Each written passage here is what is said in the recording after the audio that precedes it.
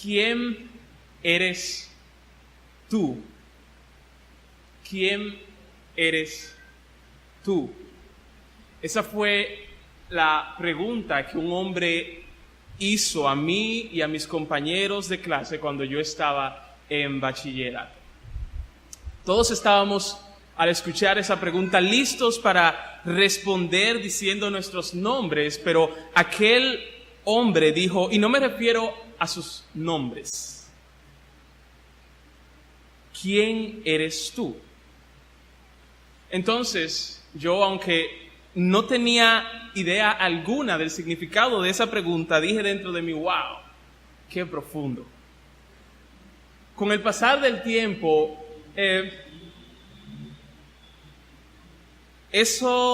esta pregunta, pensé yo, era solamente algo creado por psicólogos seculares y que por lo tanto no debía darle mucha importancia, pero no es así. Aunque no de la misma manera en la cual hablan muchos psicólogos, la palabra de Dios sí habla de quiénes somos nosotros, es decir, de nuestra identidad como cristianos. La palabra de Dios sí nos habla de eso y nos muestra cuán importante es esta pregunta. Lo que yo creo de mí mismo va a determinar la manera en la cual yo respondo tanto a las circunstancias como a aquellos que están a mi alrededor. Romanos 6, 1 al 14, nosotros podemos ver eso. También lo vemos en 1 Corintios 5, 7 y 8 y en Efesios 4, 1 en adelante. Cuando preguntamos, ¿quién eres tú?, estamos refiriéndonos a tu identidad, y cuando nos referimos a tu identidad, nos estamos refiriendo, como dice Paul Tripp y Timothy Lane, no nos referimos a tu nombre, fecha de nacimiento y número de seguridad social. Cuando preguntamos quién eres tú y estamos hablando acerca de tu identidad, estamos hablando de cómo te defines a ti mismo. ¿Qué talentos, qué cualidades, qué experiencias, qué logros, qué metas, qué creencias, qué relaciones y sueños tú sueles decir, esto es lo que yo soy? La identidad, sigue diciendo Paul Tripp y Tim Lane, que yo me asigne a mí mismo siempre afectará la manera en la cual yo respondo. Por ejemplo, si me digo a mí mismo que soy más inteligente que tú, será difícil para mí escucharte cuando me das un consejo. Si me digo a mí mismo que yo merezco tu respeto, velaré para ver que estés dándome eso que yo pienso que merezco. Termina la cita. Ahora, antes de continuar, permítame aclarar de qué no se trata este sermón. Este sermón no se trata en lo absoluto de el poder está en ti, como si pudiéramos en nuestras propias fuerzas hacer algo aparte de Dios. No es de eso que se trata este sermón. Todo lo que nosotros somos es por la gracia de Dios en Jesucristo. Así que no se trata tampoco de tener una mente positiva desconectada de la realidad.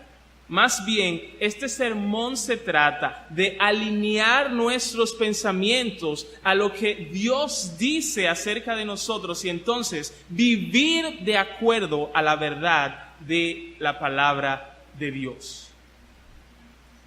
El pastor Timothy Keller dice que pasa cuando nuestra identidad está en el lugar incorrecto. Y él da una serie de resultados cuando nosotros ponemos nuestra identidad, quiénes somos nosotros, en el lugar incorrecto. Él dice lo siguiente: si centras tu vida e identidad en tu cónyuge o pareja, serás dependiente, celoso y controlador en términos emocionales. Si centras tu vida e identidad en tu familia e hijos, tratarás de vivir a tu manera o Tratarás de vivir tu vida a través de ellos hasta que tus hijos se molesten contigo o no tengas un yo propio. En el peor de los casos podrás abusar de ellos si te causan disgustos. Si centras tu vida e identidad en el empleo y profesión que realizas, serás adicto al trabajo, superficial y aburrido. En el peor de los casos perderás a tus familiares y amigos y si te va mal en tu profesión puedes sufrir una profunda depresión. Si centras tu vida e identidad en el dinero y en las posesiones materiales, te consumirás por la preocupación por el dinero. Estarás dispuesto a hacer cosas poco éticas para mantener tu estilo de vida, lo cual terminará por arruinar tu vida. Si centras tu vida e identidad en el placer, la gratificación y la comodidad, te volverás adicto a algo. Quedarás encadenado a las estrategias de escape con las cuales intentas evitar las dificultades de la vida. Si centras tu vida e identidad en las relaciones y en la aprobación, constantemente te sentirás herido por la crítica y siempre pelearás con tus amigos. Sentirás miedo de confrontarlos y serás, por lo tanto, un amigo inútil. Si centras tu vida e identidad en una causa noble, dividirás el mundo entre bueno y malo y satanizarás a tus oponentes. Irónicamente, serás controlado por tus enemigos, pues sin ellos no tendrás un propósito en la vida. Si centras tu vida e identidad en la religión, es decir, salvación por medio de mi esfuerzo moral, si centro mi vida o si centras tu vida en la religión y la moralidad y vives a la altura de tus parámetros morales, serás orgulloso, cruel y te creerás superior a los demás. Si no vives a la altura de tus parámetros, sentirás una culpa devastadora. Termina la cita. Dice el mismo autor, todos tenemos algo por lo cual vivir y lo que quiera que esto sea se convierte en el Señor de nuestra vida, aunque lo pienses así o no. Jesús y solamente Jesús es el único que si lo recibes te llenará por completo y si le fallas te perdonará eternamente. Termina la cita. Vamos por favor a la carta del apóstol Pablo, inspirado por Dios para escribir a los Efesios. Efesios 1, 3 al 14 es el pasaje que vamos a considerar en esta noche. Efesios 1, 3 al 14. En este pasaje nosotros encontramos a las tres personas de la Trinidad, Padre, Hijo y Espíritu Santo, obrando la salvación en un sentido pasado, en un sentido presente y en un sentido futuro. Ahora, quiero resaltar una frase que se repite a lo largo de estos versículos de Efesios 1, 3 al 14, y esta frase es en Cristo. Si ustedes dan una vista rápida, ustedes se van a ver como una vez tras vez, el apóstol Pablo habla o menciona la frase en Cristo. Y esa frase lo que hace referencia es a la doctrina de la unión con Cristo, en la cual se enseña que los creyentes han sido unidos espiritualmente con Jesucristo por toda la eternidad. Jesucristo es nuestro representante delante de Dios y gracias a Él nosotros somos todo. Gracias a Él, y no queremos olvidar eso a lo largo de este sermón, gracias a Él nosotros somos todo lo que vamos a considerar en este momento. Alguien lo expresó de la siguiente manera en una canción cristiana: yo no soy los zapatos que uso, yo no soy la ropa que compro, yo no soy el lugar donde vivo, no soy el carro que conduzco, no soy el empleo en el cual trabajo, mi identidad está en Cristo. Termina la cita. Así que comencemos. Versículo 3 de Efesios capítulo 1. Bendito sea el Dios y Padre de nuestro Señor Jesucristo, que nos bendijo con toda bendición espiritual en los lugares celestiales en Cristo. Así que la pregunta es, cristiano, ¿quién eres tú? Y la respuesta es, tú eres bendecido. Bendecir significa elogiar. Bendecir significa hablar bien de alguien. Aplicado a Dios, bendecir no significa que hablamos bien de Dios para que Él luzca ante los hombres bien, como si debemos agregar algo a Dios que Él no es, pero Dios nos llama a decir cosas lindas de Él para que las personas crean que Él es así. No, eso no es lo que significa bendecir. Bendecir a Dios, cuando lo aplicamos a Él, significa reconocer, gustar y ver cuán bueno Dios es realmente. Aplicado a nosotros, bendecir es desear. Cuando otros hombres nos bendicen, ellos están deseando que cosas buenas vengan a nosotros. Y cuando Dios nos bendice, no es simplemente un deseo de que cosas buenas vengan a nosotros, sino es una realidad. Él está haciendo que cosas buenas vengan a nosotros. Así que en este sentido, o en este versículo, nosotros encontramos al apóstol Pablo hablando bien de Dios, reconociendo cuán bueno es Dios. Un Dios que hizo una serie de cosas buenas que nosotros no teníamos, pero que Él la hizo, que esas cosas buenas que vamos a considerar en un momento vinieran a nosotros. Él nos bendijo con toda bendición, no con algunas bendiciones. Según este versículo, Él nos bendijo con toda bendición, no material y perecedera, sino espiritual y eterna, lo cual es muchísimo mejor. El Evangelio de la Prosperidad es una distorsión a este versículo, porque lo que dice el Evangelio de la Prosperidad es: bendice al Dios y Padre del Señor Jesucristo para que te bendiga con toda bendición material. Pero eso no es lo que dice este versículo. Según este versículo y según el resto de lo que nosotros encontramos en la Biblia, es Dios el que inicia. Nosotros no bendecimos a Dios para ganarnos su bendición. Nosotros bendecimos a Dios porque Él ya nos ha bendecido a nosotros. Y eso es lo que vemos aquí. Pablo dice: bendito sea el Dios y Padre que nos ha ya bendecido con toda bendición espiritual en los lugares celestiales. Así que, ya que eres bendecido, cristiano, bendecir al Dios que te bendijo debería ser la respuesta natural y es la respuesta adecuada a lo que Dios ha hecho. Así que, viendo quiénes somos en Cristo y que somos bendecidos, la respuesta nuestra debe ser bendecir a Dios. Lo siguiente que Pablo, inspirado por Dios, hizo fue detallar cuáles son esas bendiciones.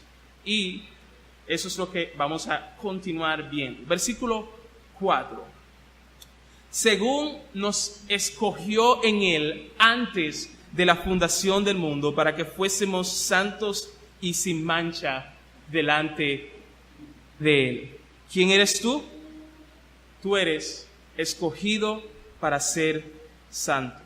Tal vez hay alguien aquí, un cristiano, que era como ese niño que nunca lo escogen o nunca lo hicieron parte del equipo para participar en competencias en la escuela. Es muy probable que tú seas considerado un tonto, es muy posible que tú seas considerado una persona débil, es posible que tú seas considerado como una persona baja, una persona despreciada, es posible que tú seas considerada como una persona, un don nadie en el mundo. Pero la buena noticia es que si tú eres cristiano, Dios te escogió a ti de entre la multitud. Y eso fue antes de la fundación del mundo.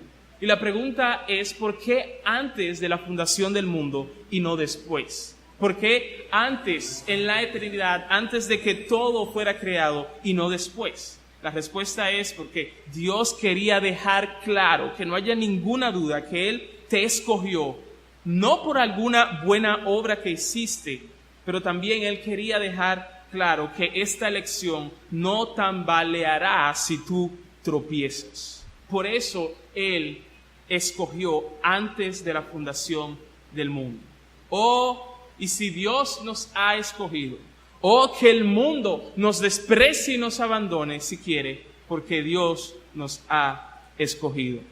Pero eso no es todo. Dios te escogió con un propósito.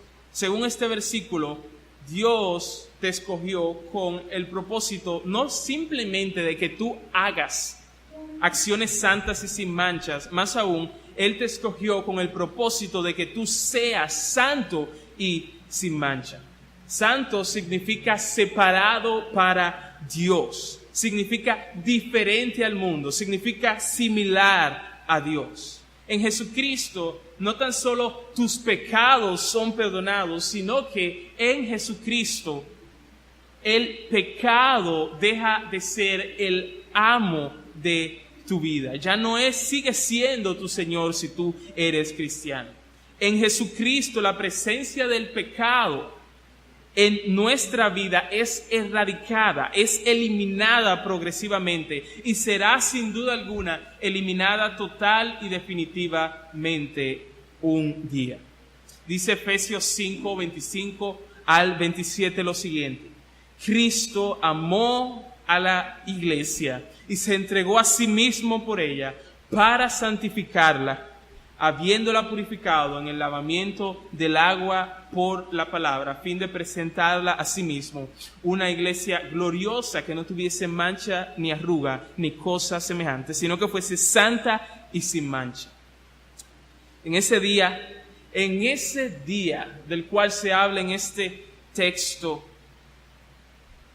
tú estarás sin ninguna falta. No habrá ningún rastro de pecado en tu vida delante de Dios. Para eso fue que Dios te escogió. Y aquí hago un paréntesis. Si tú ves en tu vida un deseo interior y un firme propósito y un esfuerzo por la santidad, tú puedes estar convencido de que Dios te ha elegido. Porque dice este texto que Él nos escogió para ser santos.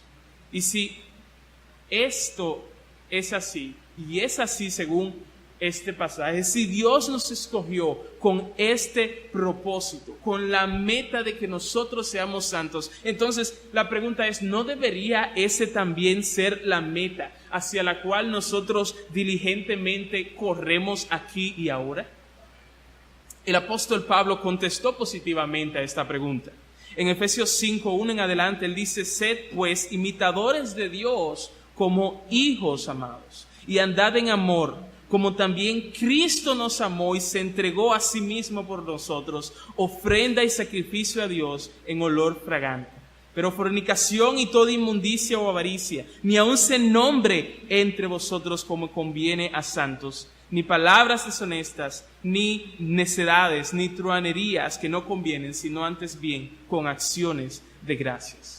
Charles Spurgeon dijo lo siguiente: guárdate sin mancha de este mundo.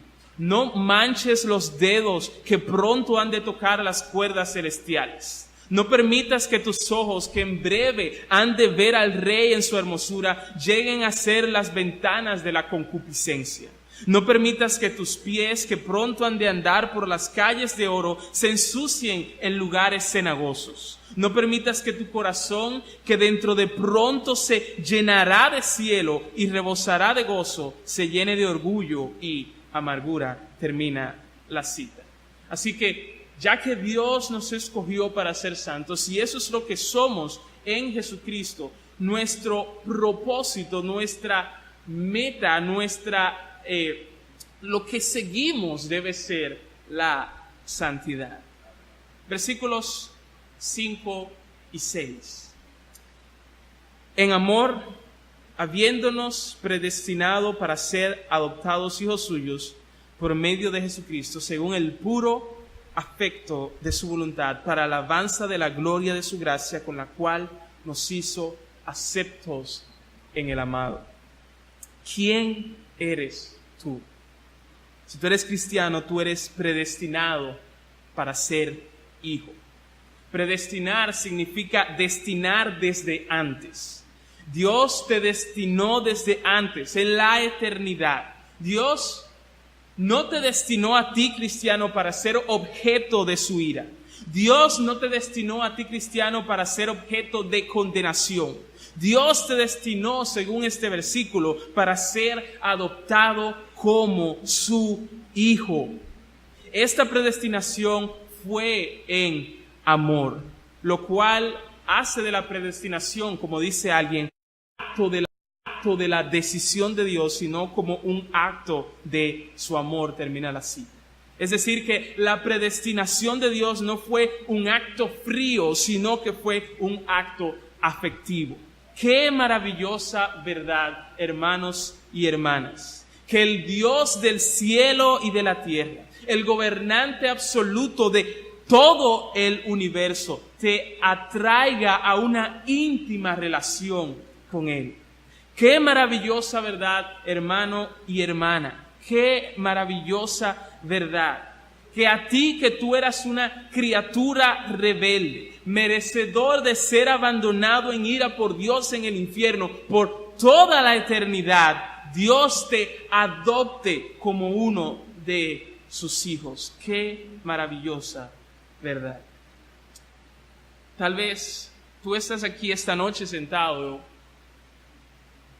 y tú tuviste un progenitor, pero tú no tuviste un padre. Pero si tú eres cristiano, tú debes saber que en Dios tú tienes un padre y no cualquier padre. Tú tienes el mejor padre de todos. Él está muy por encima de todos los demás padres. O como dicen muchos, Él incluso es superior al mejor padre de la bolita del mundo.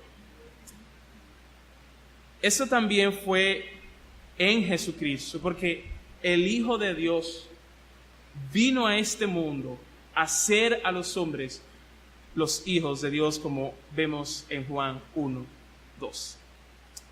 ¿Por qué? ¿Por qué Dios te predestinó para ser hijo? El versículo dice, por el puro, es decir, sin mezcla alguna, afecto, amor, como vimos al principio del versículo, de su voluntad. Dios quiso amarte, respondiendo a la pregunta, ¿por qué Dios te predestinó para ser hijo? Dios quiso amarte, Dios te predestinó y Dios te adoptó como hijo, punto. No busques la razón de tu predestinación o adopción dentro de ti, sino en Dios. Porque fue Él, por el puro afecto de su voluntad, quien quiso hacer. Y todo esto es, como dice el versículo, para alabanza de la gloria de su gracia. Ahora, esto no quiere decir que después de nosotros ser adoptados como hijos, nosotros debemos pagarle algo a Dios. Esto tampoco quiere decir que nosotros vamos con nuestras alabanzas a añadir algo bueno a Dios de lo cual Él carece. Eso no es lo que quiere decir. Dios es absolutamente perfecto.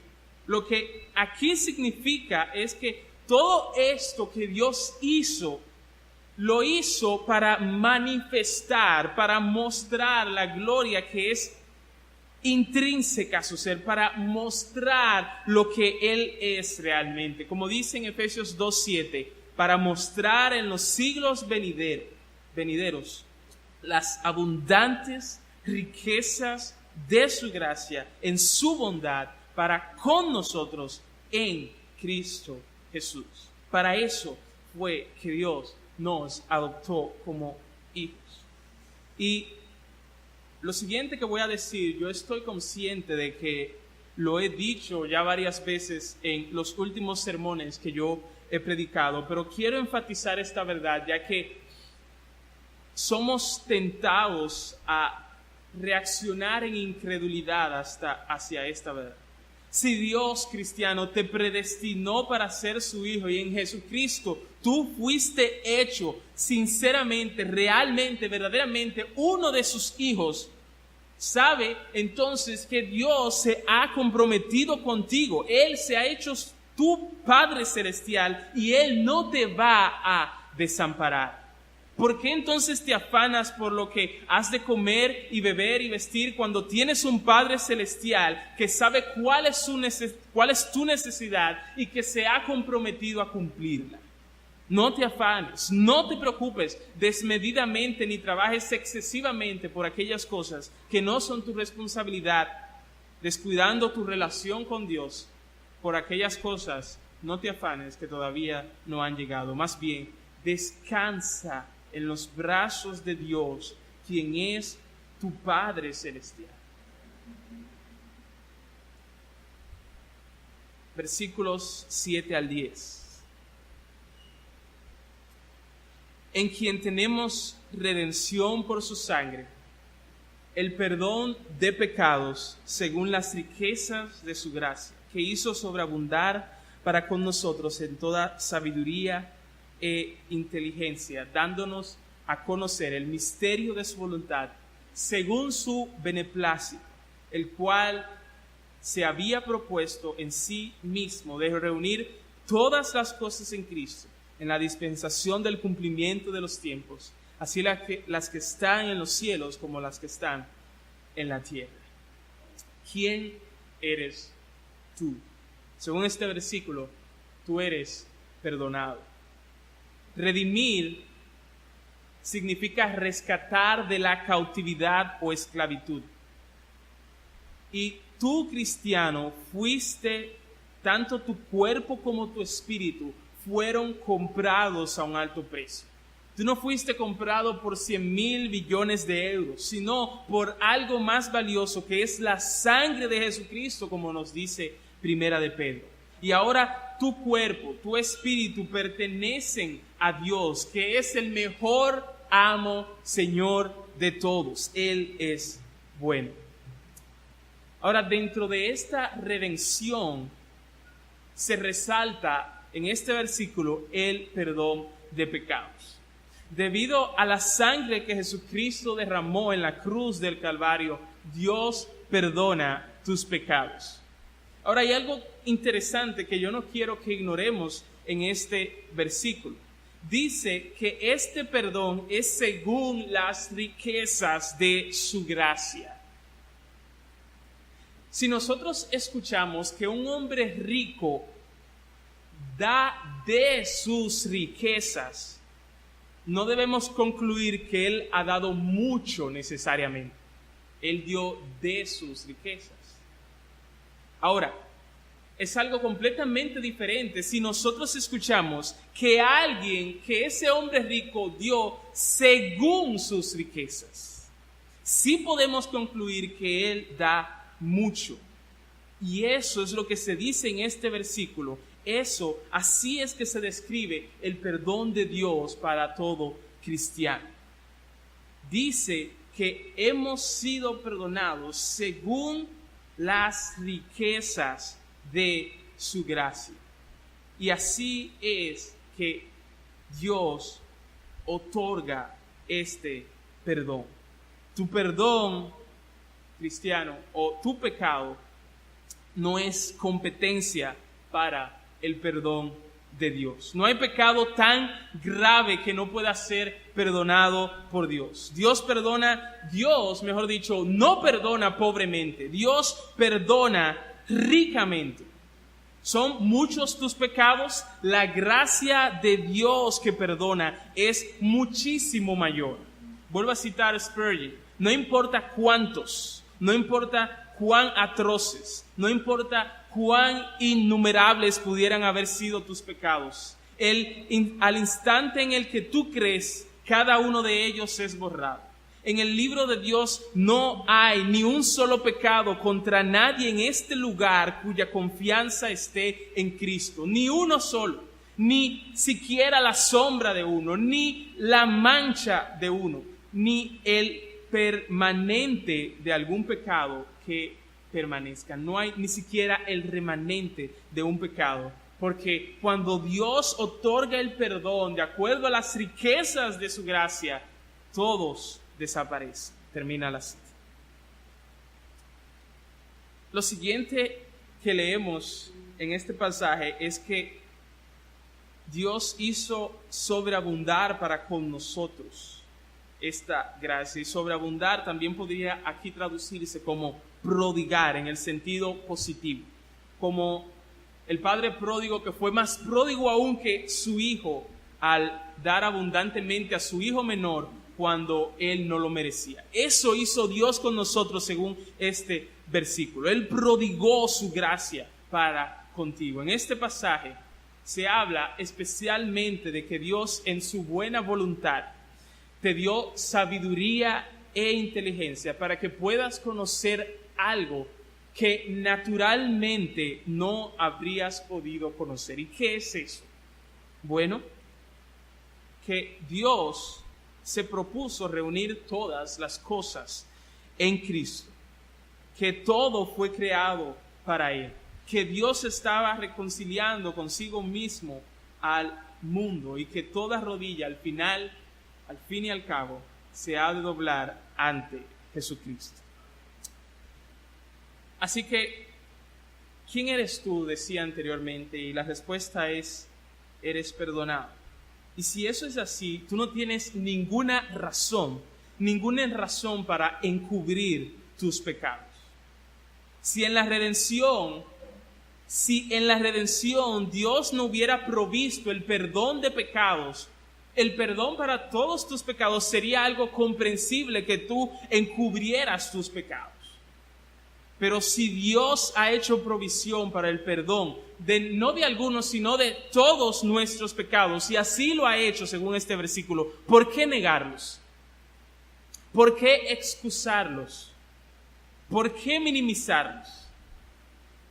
¿Por qué decir, no, yo no he cometido ese pecado? ¿Por qué decir, es que aquella persona o esta circunstancia me hizo hacerlo? ¿Por qué minimizarlo diciendo, todo el mundo lo hace? ¿Por qué actuar de esa manera cuando Dios ha hecho provisión para todos nuestros pecados?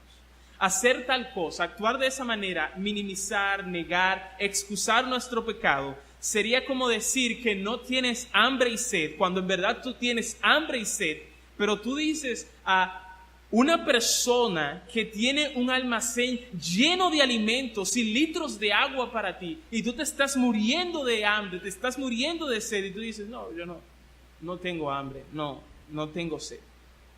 Eso es similar a lo que hacemos cuando tratamos de encubrir, minimizar o excusar nuestro pecado, porque tenemos entre nosotros a un Dios que ha hecho en Jesucristo provisión para todos nuestros pecados.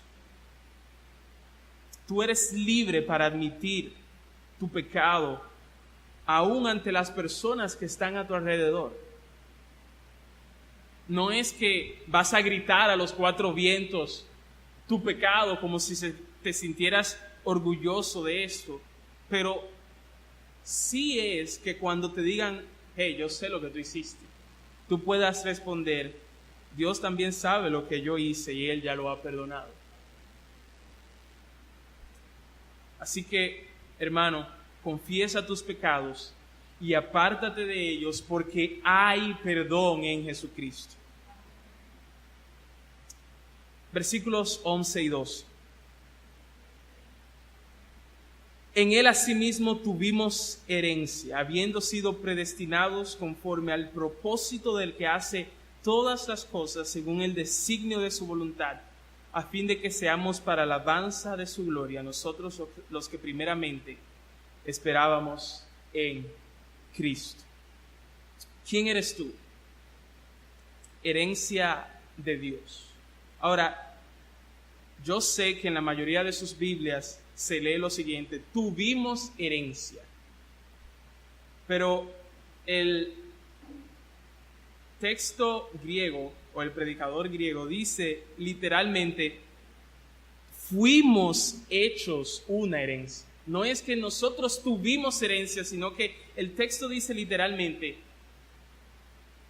fuimos hechos una herencia. Y esto no es extraño a otros pasajes de la Biblia en donde se presenta al pueblo de Dios como su herencia. Por ejemplo, en Deuteronomio 4:20 dice, pero a vosotros Jehová os tomó y os ha sacado del horno de hierro de Egipto para que seáis el pueblo de su herencia como en este día. Deuteronomio 9:26 dice, y oré a Jehová diciendo, oh Señor Jehová, no destruyas a tu pueblo y a tu herencia que has redimido con tu grandeza para sacarles de Egipto con mano poderosa. Y dice, 1 de Pedro 2:9, mas vosotros sois linaje escogido, real sacerdocio, nación santa, pueblo adquirido por Dios o posesión de Dios, para que anunciéis las virtudes de aquel que os llamó de las tinieblas a su luz admirable. Así que este versículo nos dice que si tú eres cristiano, tú eres herencia de Dios. Pensemos en esto por un momento y nos daremos cuenta qué tremendo privilegio. Qué tremendo privilegio. Como dice una canción, los cristianos somos su herencia, somos como el tesoro de Dios. Pero ahora no nos confundamos. Aquí, aunque somos nosotros los beneficiados por Dios, es Él quien nos beneficia a nosotros, no somos nosotros quienes beneficiamos a Dios. Él nos beneficia a nosotros con su instrucción, Él nos beneficia a nosotros con su corrección, Él nos beneficia a nosotros con su cuidado, Él nos beneficia a nosotros con su provisión. Dios no nos escogió a nosotros porque nosotros éramos especiales, como Él dice en Deuteronomio 7. Si somos especiales es por el hecho de que Dios nos haya escogido, no porque nosotros tengamos algo especial en nosotros. No es un valor inherente que haya en nosotros. Pero al mismo tiempo aquí, la gloria no es nuestra, sino de Dios. Por eso dice el texto que fuimos hechos su herencia para alabanza de su gloria. Y esta verdad tiene muchas implicaciones. Pero quiero resaltar una de ellas. Si tú eres herencia de Dios, si tú eres posesión propia de Dios, entonces tú debes ser celoso, debes ser diligente, debes ser esforzado en practicar aquellas buenas obras que Dios ha preparado para ti y que gracias a Jesucristo tienes el tremendo privilegio de practicar. No para salvarte, sino porque ya lo eres. Dice Tito 2:14, quien se dio a sí mismo, hablando de Jesucristo, por nosotros para redimirnos de toda iniquidad y purificar para sí un pueblo propio, celoso de buenas obras. Versículos 13 y 14. En él también vosotros, habiendo oído la palabra de verdad, el evangelio de nuestra salvación, y habiendo creído en él, fuisteis sellados con el espíritu de la promesa, que es las arras de nuestra herencia, hasta la redención de la posesión adquirida para alabanza de su gloria. ¿Quién eres tú? Sellado con el Espíritu Santo, ese eres tú. Tan pronto, según este versículo, tú oíste y creíste el evangelio que salva, tú fuiste sellado con el Espíritu Santo que fue prometido a todos los creyentes. Ahora tú eres propiedad de Dios. Ahora el Espíritu Santo mora en ti. En Hechos 2:33 nosotros vemos como esto también es algo que nosotros fuimos bendecidos en Jesucristo. Dice este versículo, así que exaltado por la diestra de Dios y habiendo recibido del Padre la promesa del Espíritu Santo, ha derramado esto que vosotros veis y oís. El Espíritu Santo aquí es descrito en este pasaje como las arras. ¿Qué es esto? ¿Qué es el significado de esto? Las arras da o significa una parte de un pago, dado por adelantado como seguridad de que el pago completo se dará después. Eso es lo que significa las arras. Y cuando Pablo compara al Espíritu Santo con las arras, lo que él está diciendo es que el Espíritu Santo morando en ti es la garantía de que al final tú, como parte del pueblo de Dios, la posesión adquirida por Dios, tendrás tu herencia. Es como la seguridad de que tú tendrás esa herencia. John MacArthur dice: como creyentes tenemos al Espíritu Santo como las arras divinas de nuestra herencia. La primera entrada de Dios que garantiza la plenitud de sus promesas, de que la plenitud de sus promesas será cumplida completamente. Estamos asegurados con una certeza absoluta que solo Dios puede proveer. El Espíritu Santo es las arras irrevocables de la iglesia, el anillo de compromiso que significa que con Cristo como su novio, la iglesia nunca será descuidada o abandonada. Termina la cita. Así que el Espíritu Santo morando en el creyente es como esa arra o esa garantía, esa seguridad de que como cristianos al final nosotros vamos a recibir la herencia. Ahora la pregunta es, ¿cuál es la herencia según este versículo? Y la respuesta es tu redención final. Ahora la pregunta es, ¿no fuimos ya redimidos? ¿Cómo es que si ya yo soy redimido, se me está diciendo aquí que el Espíritu Santo es la garantía de que yo voy a recibir la herencia que es la redención final? ¿No somos ya redimidos? La respuesta es sí, pero en un sentido esta redención todavía no se ha consumado. El pecado todavía está presente en nosotros y nuestros cuerpos todavía son débiles. Pero el Espíritu Santo, según este versículo, nos fue dado a cada creyente como una garantía de que sin duda alguna algún día seremos glorificados. Como una garantía de que algún día seremos conformados perfectamente, tanto moralmente como corporalmente, a la imagen de nuestro gran Dios y Salvador Jesucristo. En Romanos 8, 16, 17 y versículo 23 nosotros leemos lo siguiente: el Espíritu mismo da testimonio a nuestro espíritu de que somos hijos de Dios, y si hijos también herederos, herederos de Dios y coherederos con Cristo, si es que padecemos juntamente con Él, para que juntamente con Él seamos glorificados. Y no solo ella, versículo 23, sino que también nosotros mismos, que tenemos las primicias del Espíritu, nosotros también gemimos dentro de nosotros mismos, esperando la adopción, la redención de nuestro cuerpo. Así que, ya que fuiste sellado con el Espíritu Santo, que la seguridad de que algún día la victoria total y definitiva sobre el pecado es sin duda alguna cierta, que este pensamiento, que esta verdad de que algún día seremos completamente libres de todo pecado, sea como un combustible en medio de nuestra lucha contra el pecado.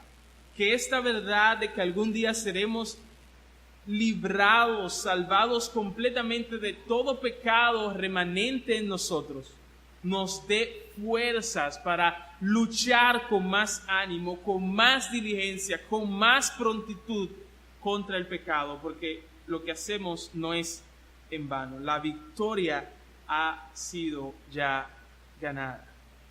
Pero que también esta verdad de que la victoria sobre el pecado es segura, sea también un aliento cada vez que nosotros tropezamos y caemos. Debemos recordarnos que aunque somos débiles, Dios no es débil. Dios es fuerte y sin duda alguna Él nos va a llevar a la meta final. Así que, ya para terminar, como resumen, más importante que lo que tú piensas de ti mismo y más importante que lo que otros piensan acerca de ti es lo que Dios dice de ti, cristiano. Nosotros debemos alinear, por lo tanto, nuestros pensamientos con la palabra de Dios y debemos vivir de acuerdo a la verdad de que fuimos bendecidos en Cristo al ser elegidos, predestinados, perdonados, al ser hechos herencia de Dios y al ser sellados con su Espíritu. Quiera Dios ayudarnos a vivir de acuerdo a la luz de esta gloriosa verdad. Vamos a orar. Señor, cuán agradecido estamos